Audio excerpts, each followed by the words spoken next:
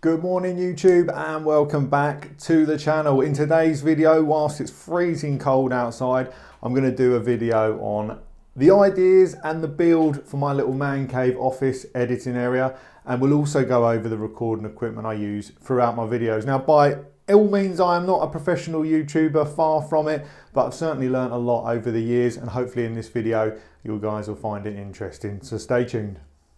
So it's quite a small little box room. Before I did the makeover, essentially it just had the desk where it is, the computer, I had a wardrobe where I'm sitting, a bookcase, and it always felt like everything was just overhanging on you. It wasn't particularly organised, it didn't look particularly clutter-free in here. And I think for a lot of things, especially for myself, is when things are cluttered and messy, they can stress me out and it doesn't give me that clear mind to work. So thankfully, my missus said, yeah, go on then, build the man cave room, because that's half the battle. Obviously, I was going to take a room over and just turn it into a sort of petrol head paradise that I could chill out in and edit, and she was on board. And like I say, the end result for me, for realistically little expense, was really cool. So once I'd emptied the whole room, moved everything out and started afresh, we had brand new windows put in, and our old windows that were in here weren't terrible, but they were just past it. The seals had blown a little bit, they were letting drafts in, and it really smartened up the look of the front of the house and the inside, which it's done in here. So then I was left with a magnolia shell. Now my partner had done the carpets already, so the house is matching throughout, and it had to be a colour that would work with the grey. So I initially said I want to do grey walls, but she said leave it with me, I'll go to the shops and have a look at what colours are out. We've got to do something different. Everyone's doing grey at the moment. So she went with, like, I don't really know what to call it. It's like a light purple. And when I first opened the tin, I was a bit like, I don't know whether this is going to go with the man thing. But do you know what? Fair play, because it looks awesome. I'm well chuffed with how the colours come out. And essentially started work. My little cat Cleo decided she was going to be assistant decorator for the day as well. Not particularly helpful, especially as I have had a cat chase a roller as you're going up the wall and end up with a face full of paint. So certainly advise, if you do have any pets in your painting, to avoid it. But like I say, put the colour down, 2 coats of that, and did all the skirting and all that in gloss white, and the ceiling as well. Not gloss white, sorry, matte white. And the reason I went for a matte white is I feel like the gloss has been done to death. I've done it on all properties I've been in the past, and this matte just looks really cool. I think it gives it a proper edge. So I did the door, the frames, the seals, skirting even, and you know what? Really happy with how it started coming together. So for those of you that watched the 2021 review video, it was basically an empty shell. I just put colour down. I said I had plans to sort it out, and I think it's really come a long way since then. So once the shell was all sorted out, the colour was looking good, it was then moving on to the lighting. Now this is something, before I just had a pendant in the middle, you turned it on, it gave sort of an ambient glow in the room. It wasn't good for stuff like this, or if I was building Lego on the benches. I wanted some proper lighting, and I wanted it dimmable. So I've got quite a lot of downlights in here. We've got 9 downlights, which for a little room is a lot. But the beauty of it is, and we'll show you, hopefully the camera will pick it up, is it is all dimmable. So it does look really smart. You can have it flat out if you're working, and then if you just want a nice subtle light in the evening, obviously you can dim it down. And they're all LED, so they're supposed to be more efficient for those 9 bulbs than the 1 pendant I had in there before. So I had to cut all the holes out in the ceiling. It's like an old, I think they call it lava and plaster, and it's double skinned as well. The mess, honestly, I was there with a hole saw and the hoover. It went absolutely everywhere, but the end result is it does look really cool and adds lots of light, and it makes the room feel a lot more modern. And because you haven't got a pendant hanging down, it made it feel bigger instantly after doing that lighting. So that was just a trip to trusty Screwfix to get some LED downlights. The next thing that really transformed the room were the blinds. So I went with some custom made ones. I just got these off of eBay, and they're a 50mm wood slat. And do you know what? For the cost of them, I think they were only like £70 delivered, and that was all custom made. You just give them the measurements of the window frame, comes with all the mounting kit. And like, again, just like the lighting, it really lifted the room. And obviously, if you did want the privacy, you can just close them And then if you want maximum light, you can just tilt them open. And from the outside, they just look so much smarter than curtains or net curtains, which I despise. So really, really happy with how that's come along. And like I say, we've done that now on the downstairs windows. We've still got to do the bedroom window, so from the outside it all matches. But like I say, for not a lot of money, really changes the look. I know there are companies out there that will come to your house, tailor make them, and you can spend thousands. But like I say, with this company off of eBay, and there seems to be quite a few, you can just send over your measurements and you get such a brilliant result at the end of it. So with the room coming together, desk in, computer in, blinds in, paint done, it was then time to start adding the stuff I've acquired over the years. I mean, I had a little office in my old house that I lived in, and it definitely didn't look as cool as this, and I just started slowly acquiring bits. And then even when I moved out of that office, I still kept buying bits because I thought one day I will have a proper office again. And actually the first thing that I did was actually these track stencils on the wall. I think they're about £30 each. They're like an MDF wood that's laser cut or water jet, I don't know, whatever, they've been stencil cut. And they come with like surface mounted spacers, so it takes it about 30mm off the wall, and it gives a nice shadow behind it as well. And like I say, I just put tracks up that I've done in the past. Like I say, I would love to have more up there, but I think that's enough for this room. And like I say, for the cost, they look really cool and they work well, especially in all the other bits I've got going on in the room. The next thing, as those of you who ride motorbikes will know, helmets generally have a shelf life of around 5 years. It can be extended if they're not used outside in UV light, etc. But essentially the shells go off, and I always have had a soft spot for carbon fibre helmets. So these are my two old ones now. I've actually got another Nolan one again. And they're such cool looking lids that I didn't want them just to be sat in a box or just forgotten about that. I thought, do you know what, I'll actually get some proper mounts. And I bought these helmet mounts off of eBay, and again, I think it was 15 or 20 pounds for 3 of them. And it just lets you sit the helmet on them. I've got a spare one still, but as I say, because I only had the 2 old carbon lids I wasn't going to wear anymore, this was perfect. And it sort of just tied in all well with the track stencils. And like I say, just sort of a bit of a memory, because for me, I've had certain bikes with that helmet and I've owned certain bikes with that helmet. And like I say, for me, I'd never want to get rid of them. But like I say, you wouldn't want to wear them out on the road now, given the age, even though the carbon weave still looks exceptional in them. LED lighting, well, for those of you that have watched my Corona bottle build, oh man, I do love a bit of LED lighting, and not in the way that I'd have it on the underside of the car, but I think it adds such a nice ambient background lighting. So again, I think it was about £15 for a 5 metre roll of this double-sided LED strip. I essentially ran it all under the desk, and then I went up the back of the desk and round the back of the PC, and like PC, Apple, Mac, whatever you want to call it. And when you turn it on at night, even with the normal light on, you get this like nice glow. The colour can be changed. I normally keep it in fast racing blue. And then if you want to turn it up, turn it down brightness wise, you can do that. And obviously you can dim the lighting, and it adds like a real nice atmosphere to the office. And essentially I just, like I say, stuck it to the underside of the desk. There's a plug underneath there that I run the power to. I use some mini trunking just to keep the cables all strapped back. And like I say, it's something I'd probably still tidy up a little bit, but it works really well for obviously what I've done with the lighting. And then I've got my Porsche, which we'll go on to in a second. That's got the LED lighting in it. And then one thing I still need to do, which I haven't bought yet, is Lego have now released a new BMW M1000 RR Sport model. And I want to have it mounted there with some blue lighting behind it as well. So at night, you could literally just have the blue lighting light in the room, and like I say, just give it a bit more dynamic edge, which I think will look cool. You've always got those down lights if you do want proper light in here. So with the lighting, painting, windows done, it was now time to start adding some models. And it's very easy just to have pictures on the wall, which I've done previously, but I wanted a bit more depth than that. So I guess for many, these are pretty cool. I guess for others, they're just dust magnets because they are sat out the way. And like I say, they are going to get dusty and you're going to need to take them down and clean them. But for those that watch the channel or see my Instagram page, I'm a massive Hoonigan fan. I love all the aspects of the builds, the crazy drives they do. And I've loved the Hoonicore Mustang. So I ended up buying a HPI model on eBay. And at the time, it was like a repo store and it was going cheap. It was in the wrong section. It was listed badly, but it was brand new, never used.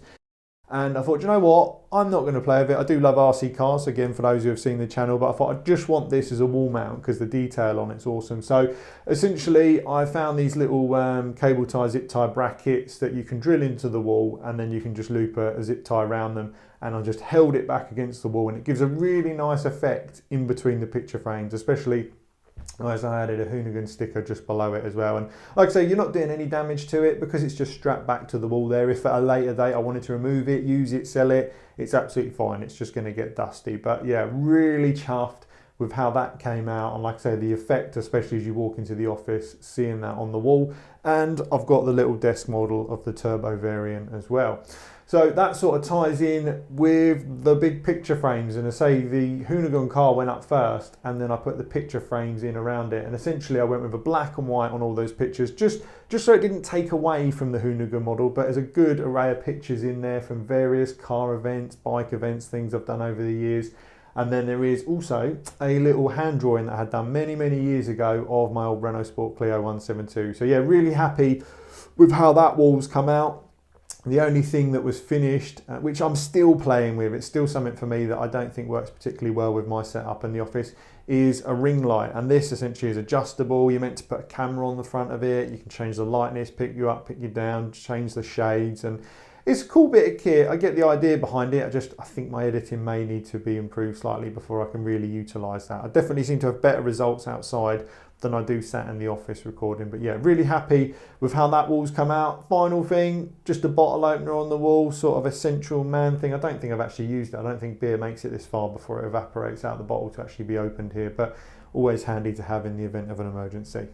The motorcycle wall mount. So I've had these little models. God, man, I bought these, I want to say when I was like 14, 15 potentially. I went to France with a friend, saw them in the supermarket. They're in some sort of clearance thing. I thought they looked really cool. I was really into the MotoGP then, and I'd had them on my desk at another office. I had them on a shelf, and I loved having them there, but I always felt like I could do more with it, but I wasn't really sure what. And then, like all good ideas, sitting there one day, staring at the wall, I thought, do you know what? I think I could make some pretty cool wall mounts for those. And I wasn't sure how it was going to come out, but I bought some angled alley. I think it was about £10, £12 delivered for a metre. And I rested the bike on there. I thought, yeah, do you know what? The bike sits on there really well.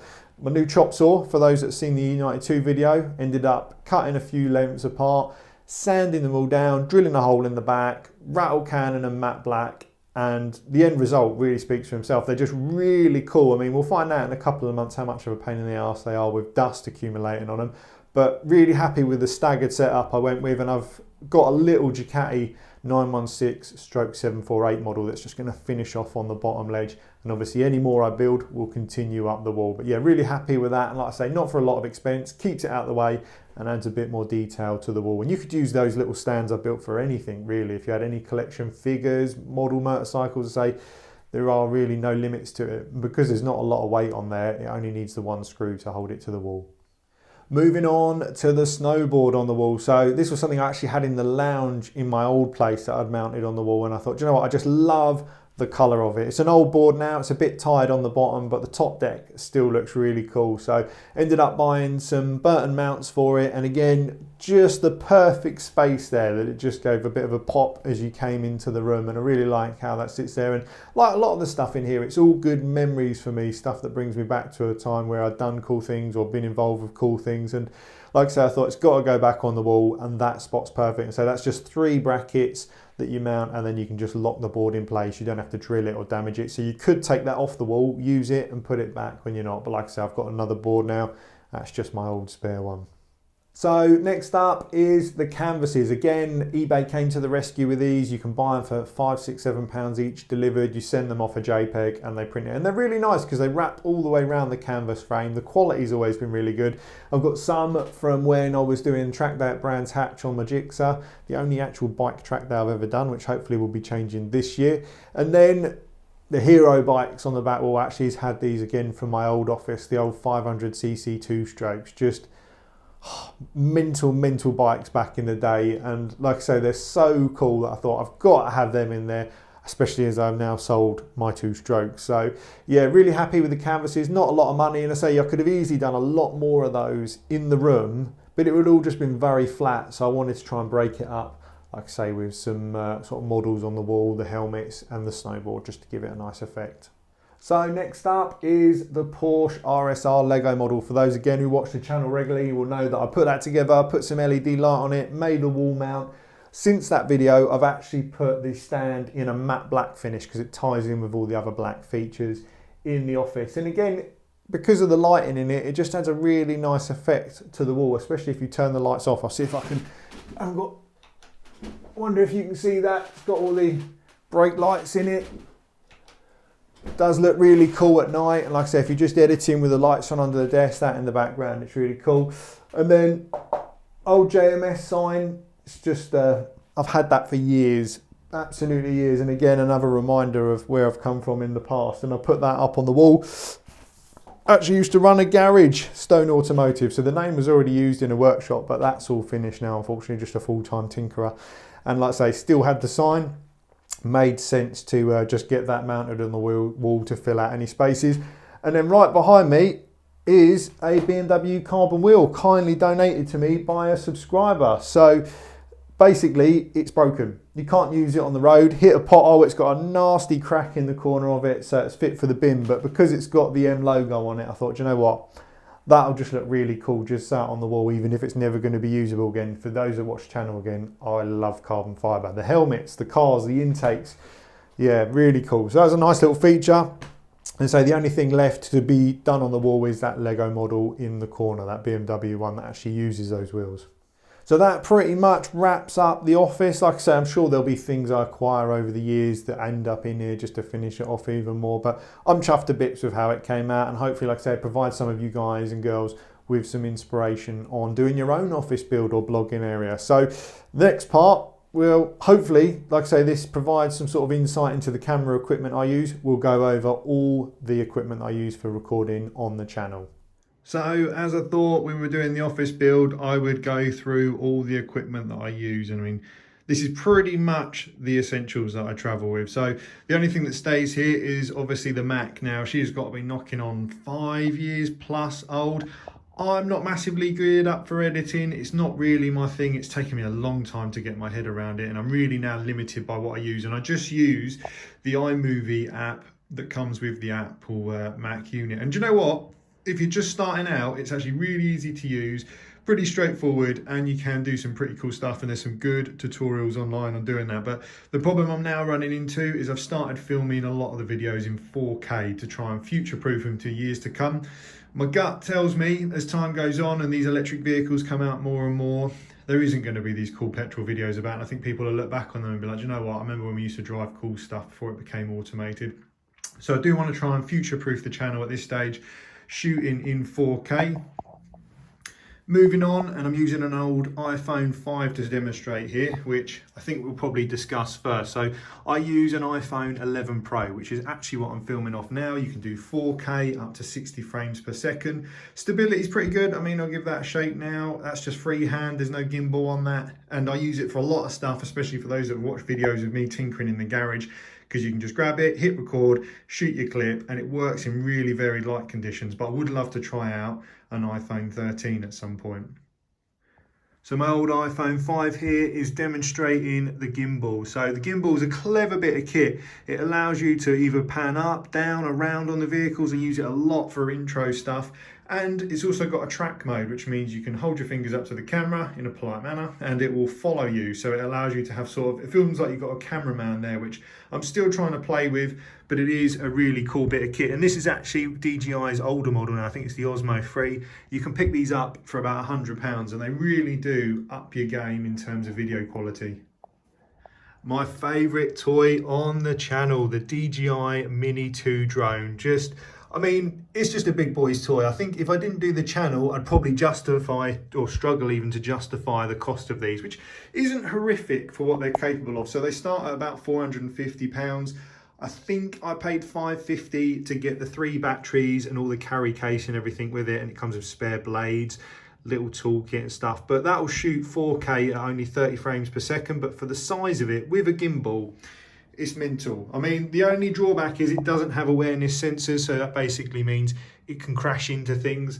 And there is now a new hack for them where they actually can do full track mode, which was something they didn't do before. So you could lock it onto your car, drive your car, and it'd be able to follow you. But that's not through the DJI app. It's a private independent one. But that looks really cool and definitely something I want to have a play with next year. Hard drives. Well, as I mentioned, my Mac is coming on a few years now, and the problem is 4K footage is just huge. So I have two 2 TB hard drives. I filled up one of them, and you always find that you come back to old footage. So I never really want to delete stuff, which I had done in my earlier videos, and you end up having to download the whole video, chopping bits out of it, whereas now I try and keep a lot of the raws which are on there, and these are sort of 50, 60 pounds each. And like I say, it is one of those that I always find that if you take it off the actual Mac, it does seem to speed it up if it's not just full of video files. The Rode Lav mic. Well, this is something in the comments I had for ages. People saying, sort the audio out, it's awful. And the problem was I didn't really notice it that much when I was listening to it editing on the Mac. And essentially I started listening to the videos in headphones, and I was like, do you know what? It is actually really bad, especially if you're driving in the car. You really can't hear anything off the GoPro mics. There's a lot of background noise, and essentially I record onto the iPhone, and then I use the GoPros for the video, and then I sync it up in iMovie at the end, which essentially when I start the videos, I'll always do a clap, and that allows you to link the audio in the videos on the editing. I mean, if someone wanted me to do a video explaining that side of it more, let me know in the comments, because I certainly don't mind going through some bits I've learned, especially with iMovie and recording. But this will be changed to the new DJI mic setup as soon as it arrives. So it's all ordered and paid for, just waiting for it to come from China. The GoPros, man, I have gone through a lot of these, and not in the sense that I've damaged them. I've generally always tried to keep up with the latest models, because you do get nice improvements. Certainly not cheap. I mean, they grew in size as well, as you can see here, from the Hero 8 to the Hero 9.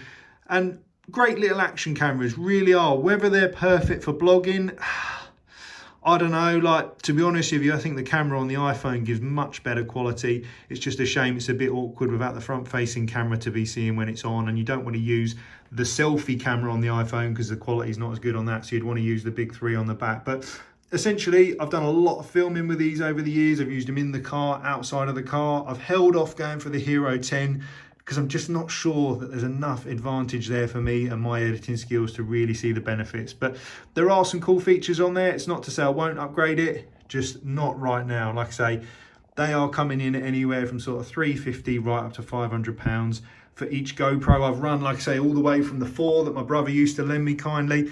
And they're great little cameras, especially for the size. You really can't complain. The Rode microphone. Well, this is actually my brother's again. He kindly lent it to me. It's sort of become on permanent lease, I think. I wonder if he knows if I still got it. If he's watching the video, he might message me and say, oi, I need that back. But it's really cool. I use it in a lot of the engine bay stuff, and it really picks up the noise of the intakes on the M3s, even on the Clios. So essentially you have an adapter here, which means you can plug a microphone in, and then that end goes into the GoPro, because the GoPros don't have a mic input, which is annoying. So you get to pay £60 for that privilege. And looking online, when I was looking at buying something like this, they're about £100, £120 from what I saw for new old stock, because it doesn't look like they do them anymore. But really cool mic, nice set of adjustments on the back of it. It's got a little battery in it as well, and like I say, I use it for a lot of the engine bay recording. You can use it internally. Really nice little bit of kit, and like I say, this will probably be getting made redundant just because I will be going with those new DJI mics that come with a dual and the smaller ones that you can use wirelessly around the car, whereas with this I have to run an extension from this to the box, especially if you're doing the clocks to the engine bay. But for the time being, wonderful bit of kit. The suction mounts. Well, I've stuck to using genuine GoPros. I've used a lot of different ones over the years. The eBay pattern ones are just crap, personally. They provide too much movement, they wobble about. I don't particularly trust the suction, whereas these, obviously off-road, I've actually tested on a car windscreen up to 170 mile an hour with no issues. So really, really solid mounts, really nice quality. And like I say, I had one for years, and then I just added another one. I like you can see there, I've got a few of the arms on it. You can essentially put it on the window, put the GoPro there, and that is your steady camera for filming. The tripod. Well, this is a nice little unit because it folds down, and essentially it stands at about, I think it's about 1.5 meters, maybe even 2 meters tall once it's all extended out. And it's perfect for mounting the gimbal on for those high shots outside, and just for general when you're out and about with a video camera. And like I say, I'll move to the next bit, which is the iPhone mount. Quite simple, just clamps around the iPhone, and that thread will then just screw straight into the top of there, and you can have it as, like I say, a sort of head height camera for when you're filming or talking in front of the videos.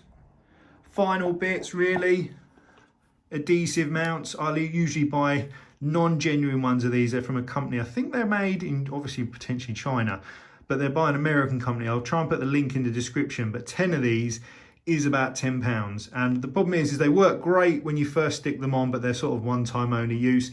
Really handy for popping around on motorbikes, because I'll stick the cameras on different locations, and then once you finish, little hairdryer, and they get nice up to temperature and they peel off nice and easily without doing any damage. Then I've got things like the roll bar mount for the GoPros.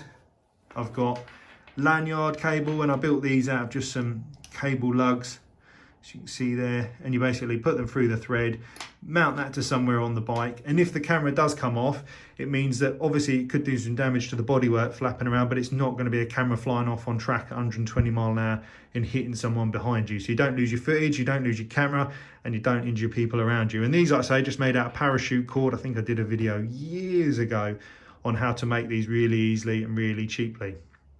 Final bit that just goes on with the GoPros and stuff, extension arms, the adapter brackets, like what I've got there in the plastic. Use these all over the cars and the bikes just to get the correct angle on the GoPros. But overall, quite a simple package really. I know there's some camera people out there who really go to town, and I'm definitely not at that level, but for a hobbyist, it gives you an idea of what I use for my videos. Only final part of the video, I guess, to add is what does it look like on a day out on the road? Well, it's a little bit more complicated with the bikes. I normally try and prepare them before we head out. But if I'm going to shoot a car video, I use these tubs from Screwfix. They essentially lock down, they stack on top of each other, they click into place, and it keeps everything together. But as we've gone over, the microphones in there, sticky mounts, spare batteries, headphones, the lav mic, GoPro remote if I need them all to synchronize, the GoPros, the mounts, the arms. It's a lot of gear. I don't think a lot of people realize how much stuff you take with you. The suction mounts, iPhone mount, and at least with these cases, when I'm going out, I can literally just grab them and get on the road. So moving back to the DJI stuff, it all comes in nice little cases. So the gimbal all folds down really nicely. And the drone combo pack, you get the controller in there, you get the controller, battery, charger, and the normal charger of the drone itself, the spare batteries for the drone. And like I say, it just means that you can just throw it all together and be out on the road filming, everything organised. I know if anything's missing, I can see the empty spaces. So yeah, hopefully, like I say, a bit of an insight onto what stuff I use. And like I say, I could go into more detail on how I use them. If you guys want to see the actual setups in use, let me know in the comments and we'll see if we can get another video put together. So thanks for watching, guys. Hopefully you enjoyed the In the Warmth office video, sort of a breakdown of my blogging space and obviously the equipment I use. If you did, make sure you give the channel a like and subscribe. Thanks for watching. Until next time.